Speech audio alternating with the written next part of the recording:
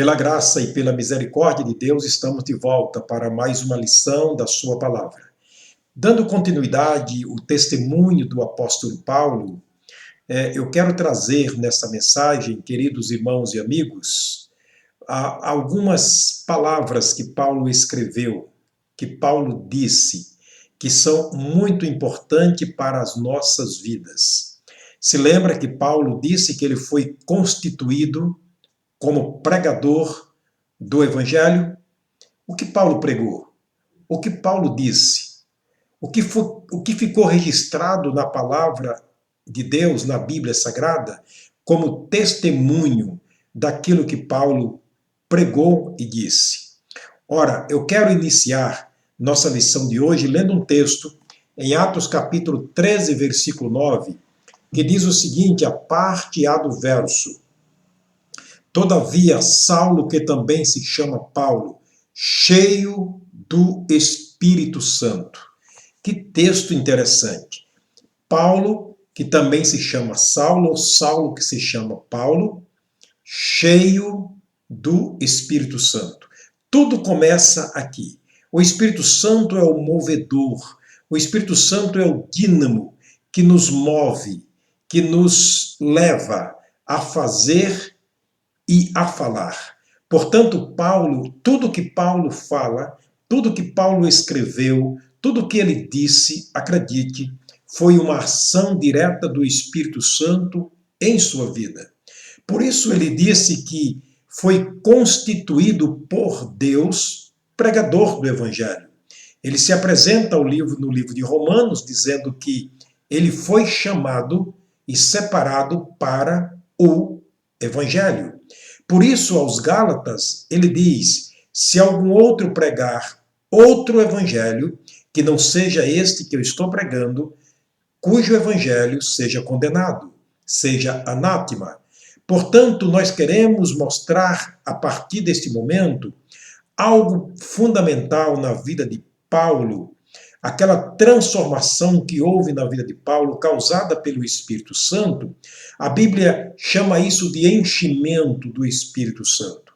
Paulo estava cheio do Espírito Santo. O Espírito Santo é a terceira pessoa da Trindade. Três são os que testificam no céu: o Pai, a Palavra, o Verbo, que é Jesus, e o Espírito Santo. O Espírito Santo é o movedor, é aquele que nos move. Portanto, toda a palavra de Deus sendo inspirada, escrita por homens, mas homens movidos pelo Espírito Santo.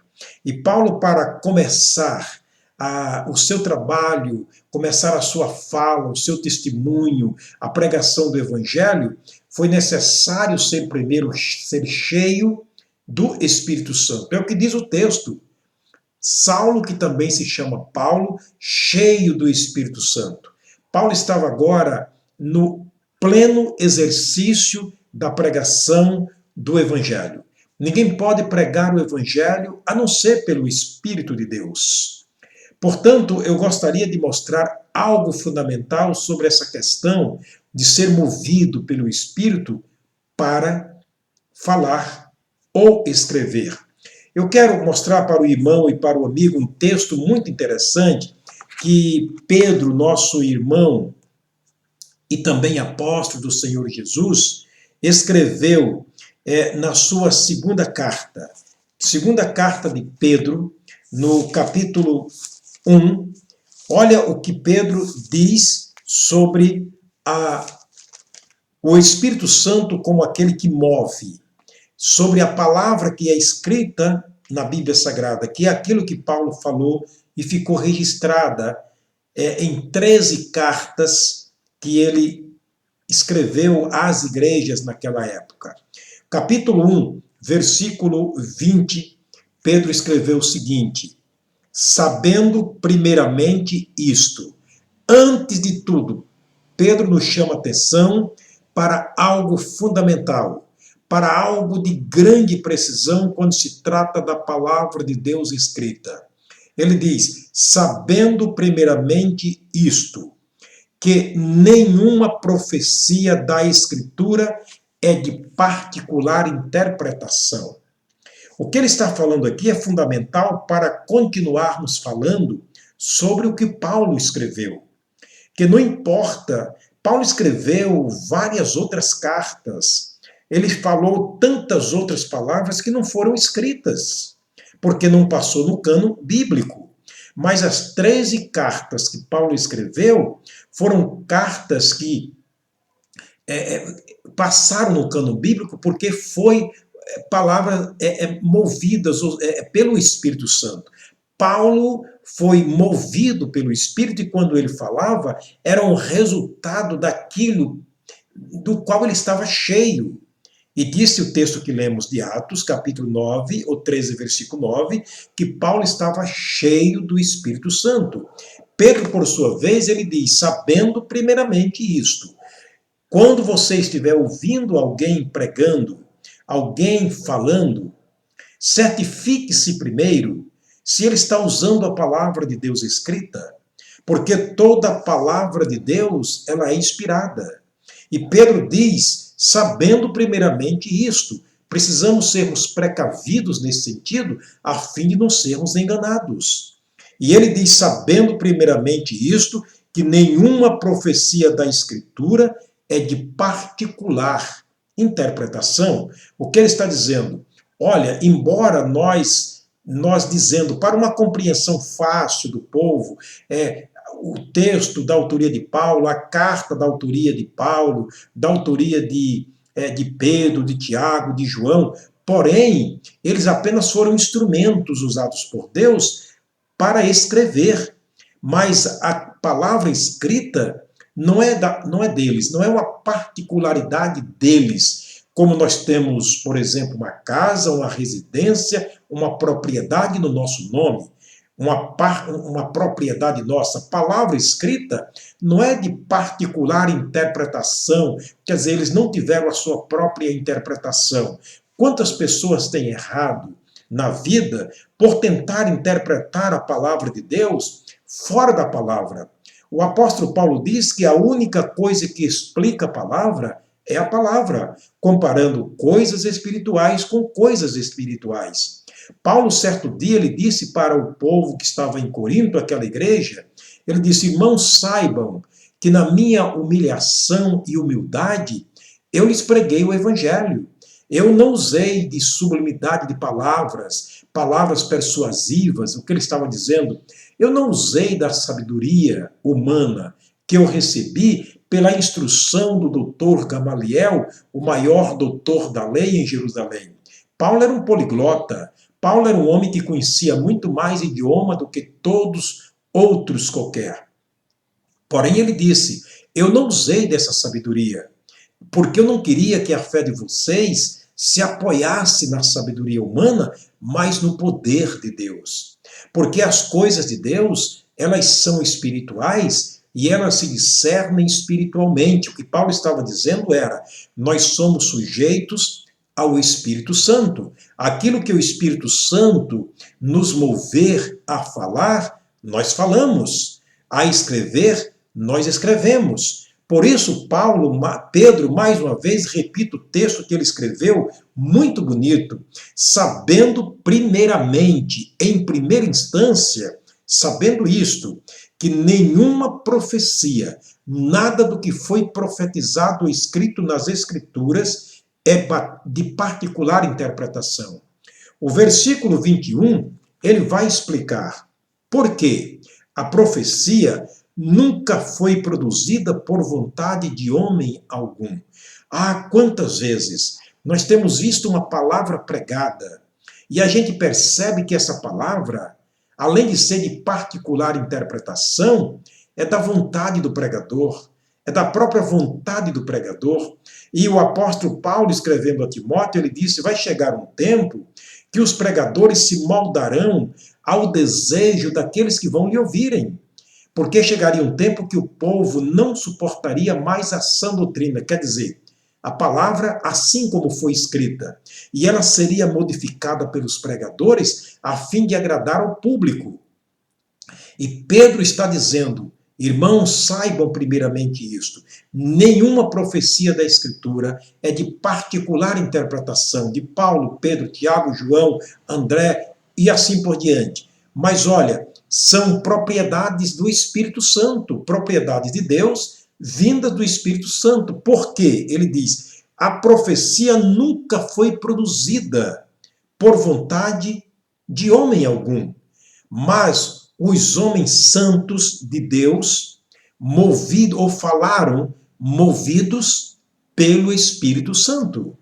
Portanto, querido, observa que é muito sério o que Pedro está falando aqui, e eu não poderia prosseguir falando sobre Paulo, aquilo que ele escreveu, aquilo que ele disse, sem que lhe trouxesse esta luz, esta explicação, essa certeza, essa assertiva bíblica de que tudo aquilo que Paulo falou e fez não era dele, era do Espírito Santo. Por isso, Paulo não deve ser exaltado, Paulo não deve ser glorificado. Quando o homem de Deus escrevia algo, ele estava sendo movido. Assim como a caneta por si não pode produzir escrita nenhuma, sem que o escritor a manuseie, assim também os homens que escreveram a palavra de Deus, escreveram a Bíblia, eles não poderiam ter feito absolutamente nada sem que fossem manuseados, sem que fossem movidos, sem que fossem conduzidos, dirigidos e levados pelo Espírito Santo a escrever a palavra de Deus que está na Bíblia Sagrada. Isso realmente é profundamente importante. Os homens que escreveram as profecias sobre Jesus, nem sempre, ou seja, nunca eles entendiam o que estava escrevendo. Por exemplo, Isaías, um dos profetas messiânicos, o maior profeta messiânico, ele escreveu sobre Jesus. No capítulo 53, se você tem uma Bíblia, leia, por favor, o capítulo 56, capítulo 53 de Isaías, a dissertação que ele fez sobre Jesus. Aquele homem sofrido no trabalho, experimentado no trabalho, aquele homem que ele chama de cordeiro, que foi levado ao matadouro, que não abriu a sua boca, levando sobre si os nossos pecados, as nossas iniquidades, Deus fazendo cair sobre ele todos os nossos pecados, sendo moído pelos nossos pecados e traspassado pelas nossas iniquidades. Ele estava falando de Jesus, uma palavra que se resume na crucificação de Jesus, no ministério e crucificação de Jesus. Porém, aquele homem chamado Isaías, o profeta, foi movido pelo Espírito a escrever algo que ele mesmo não sabia o que estava escrevendo. Só depois que aconteceu foi que se pôde entender o que ele escreveu.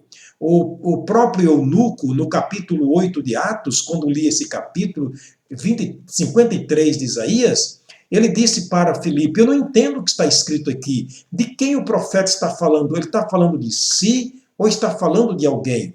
Então ali foi a base a qual Filipe usou para explicar ao eunuco o sacrifício de Jesus profetizado há 700 anos antes de Jesus vir ao mundo, pelo profeta Isaías. É interessante, combinando com o que disse Pedro, nenhuma profecia é de particular interpretação, porque a profecia nunca foi produzida por vontade de homem algum. Nem os profetas, nem os patriarcas, nem os reis, nem os sacerdotes, nem os profetas, aliás, nem os apóstolos, nem os discípulos criaram nenhuma palavra ou inventaram nenhuma palavra. Tudo quanto dantes foi escrito para o nosso ensino, porque são palavras inspiradas. Quer dizer, toda a escritura ela é inspirada pelo Espírito Santo, e homens que escreveram foram movidos pelo Espírito a escrever aquilo que Deus queria que fosse escrito. Olha, eu quero ler mais um texto dentro desse assunto, o que Paulo escreveu na primeira carta, ou seja, na segunda carta a Timóteo.